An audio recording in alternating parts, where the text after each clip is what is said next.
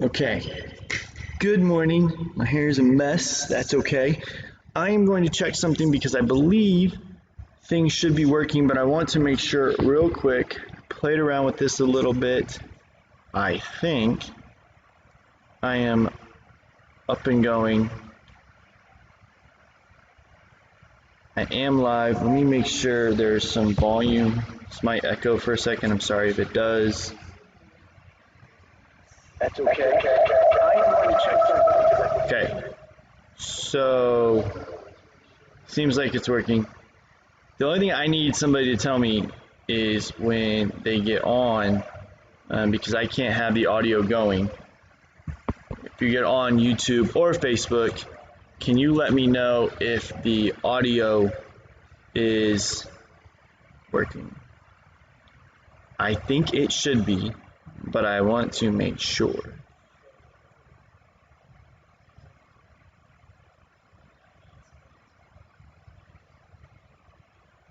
So I've got the chats open on both YouTube and Facebook.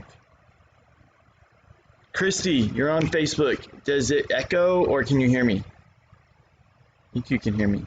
If I turn my volume on to listen to it, it echoes. So, we'll see. Laura, Kathy, good morning. How are you?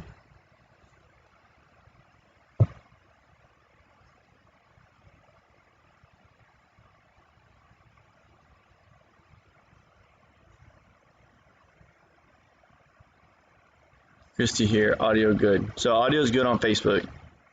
We're gonna let it go. All right. So Bethany's here too. Hi, Bethany.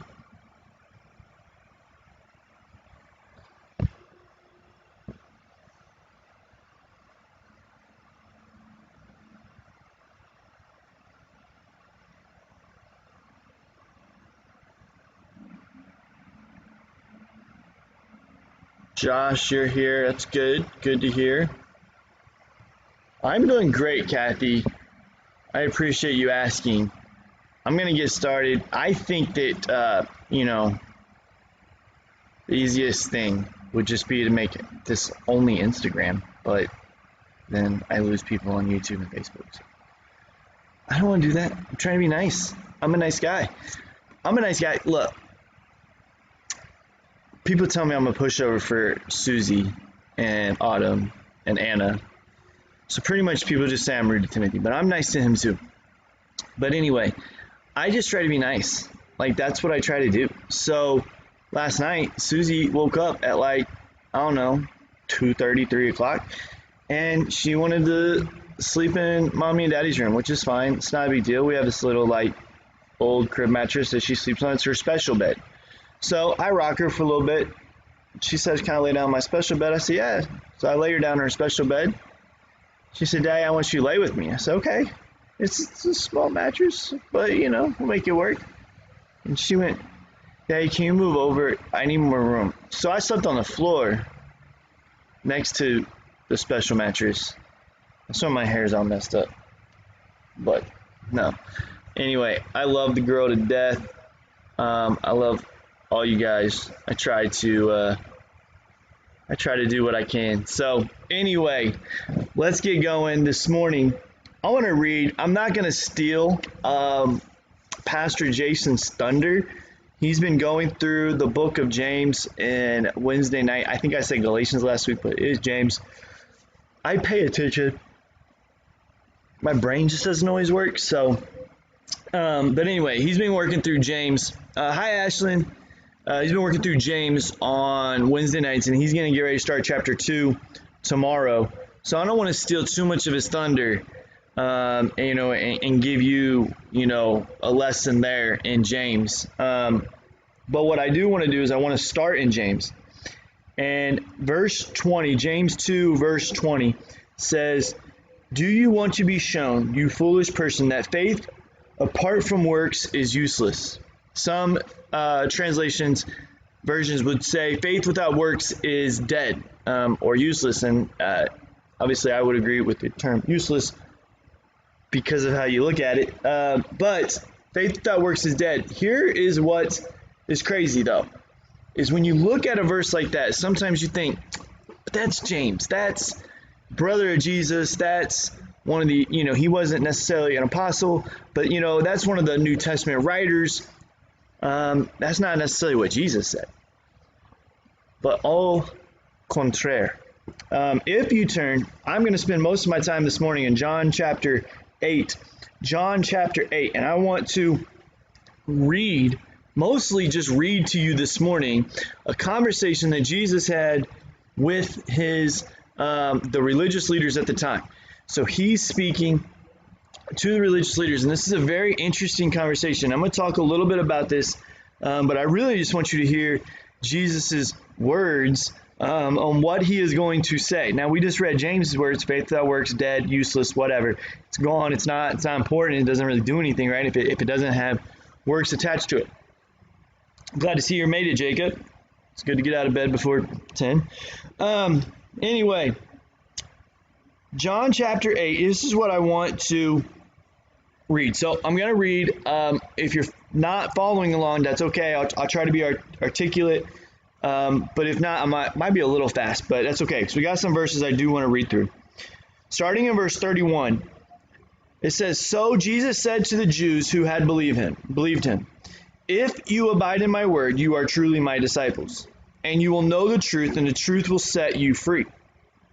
They answered him, we are offspring of Abraham, and have never been enslaved to anyone. How is it that you will say you will become free?" So he's letting them know right off the bat, like, you guys aren't free yet. You need to be free.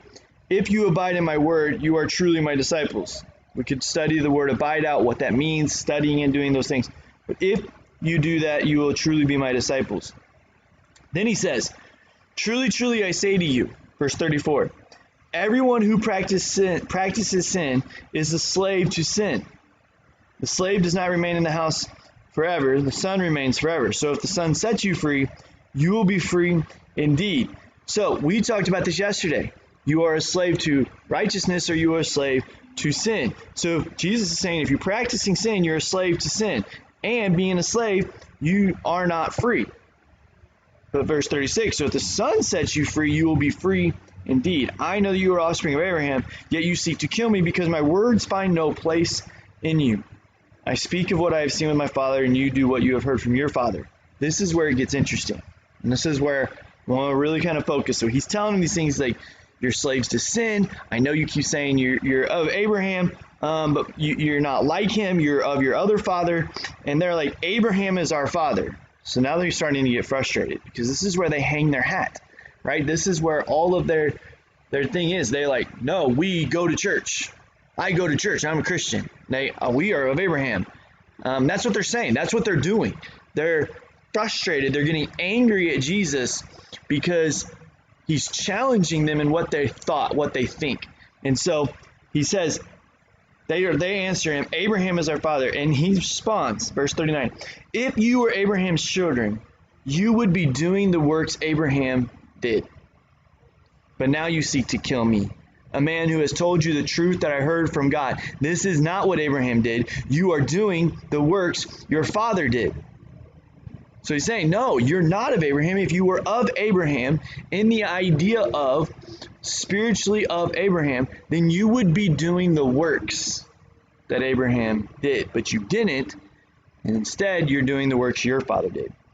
Then they respond to him, we are not born of sexual immorality. We have one Father, even God. And then Jesus is getting, okay, this is where it's going to be. If God were your father, you would love me. For I came from God, and I am here. I came not of my own accord, but he sent me. Why do you not understand what I say? It is because you cannot bear to hear my word. You are of your father, the devil, and your will is to do your father's desires. He was a murderer from the beginning and does not stand in truth, because there is no truth in him. When he lies, he speaks out of his own character, for he is a liar and the father of lies. So Jesus goes on to say, listen, you're not of God. You're of your father, Satan. You're of your father, the devil, because that is the way you are acting. The way you act shows, reveals who you truly are. If you were of Abraham, you would be doing the works Abraham did. If you were of God, you would be doing the works that God did. You're not. You're not doing any of those things, so therefore you are not of them. And you cannot claim to be of them because you are not doing the works of them. And so Jesus is really laying this thing out, the same thing that his brother James lays out in James. If you do not have works, your faith is useless. It's dead. It's pointless. There's no point to it. If you hear cleaning in the background, it's because my wife and son decided to show up and they're playing in sawdust. So, wife is not playing in sawdust. Timothy is playing in sawdust. I got a really dirty look and thought I should clarify. But really quick, I want to get back to it. Jesus is trying to tell them, your works will reveal. And here's even the more thing is that, and this is something it's interesting, is that when you look at this, they were getting angry and they had this pretense that they were Christians. They had this pretense that they were righteous, that they were doing the good thing. And as they got mad, their true character showed. As they got mad, as they got angry because Jesus was confronting them and telling them that they were wrong, they started getting angry. And when they got angry, their true self showed up because what they tried to do was kill him. They were not interested in righteousness. They were not interested in doing the correct thing. What they were interested in was doing what they wanted. They were interested in their agenda. They were interested in their comfort, their glory. And Jesus was pushing that away. So they got mad at him and then they wanted to kill him. Today in our society, we are a very emotional people.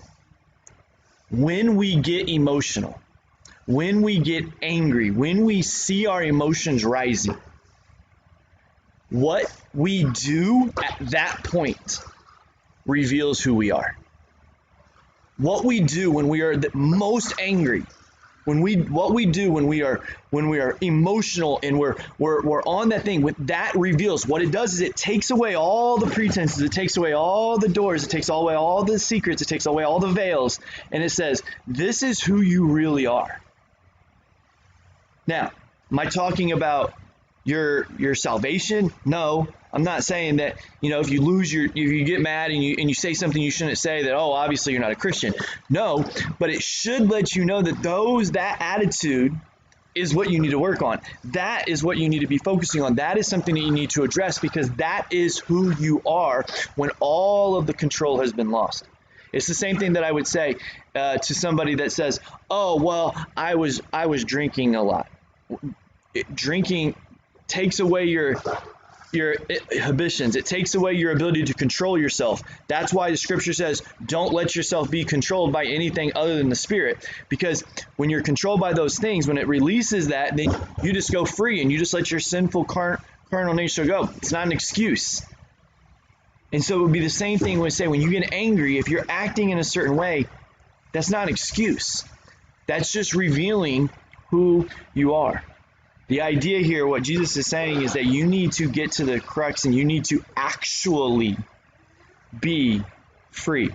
That's why he says this word, free indeed. You will truly be free when you live out your faith and you have a faith that you live out. If you have a faith that you're not living and you're not following and you're not doing, then it's not a real faith and you're not really going to be free. But if you are really free, you will have a real faith that you live out, and it works all together. So, challenge to you today, bring all this to a close, is live out the faith that you have. And if you find yourself going, I'm not really sure, that's okay. That's when you can go to Scripture. You can go to somebody. You can come and call me. You can talk to Anna. You can talk to some of the other leaders and say, how do I fix this? How do I make myself desire to do the right thing? How do I have a faith that is not useless? How do I have a faith that is not dead? That is the challenge this morning. I love you guys so much. I will see you tomorrow. I think this worked a little bit better. I'm still not happy with the quality of video on Facebook and YouTube, but it's on there and you guys can hear me. So Instagram, it seems to be going just fine. So I love you guys. Talk to you later. You want to see the cleaning crew here? cleaning crew right there. And Timothy's taking trash over to the trash can and throwing it out. So most of it is just landing by the trash can. So we're really just moving dust from one area to another. But he's happy. So, all right, guys. Love you. Talk to you later. Bye.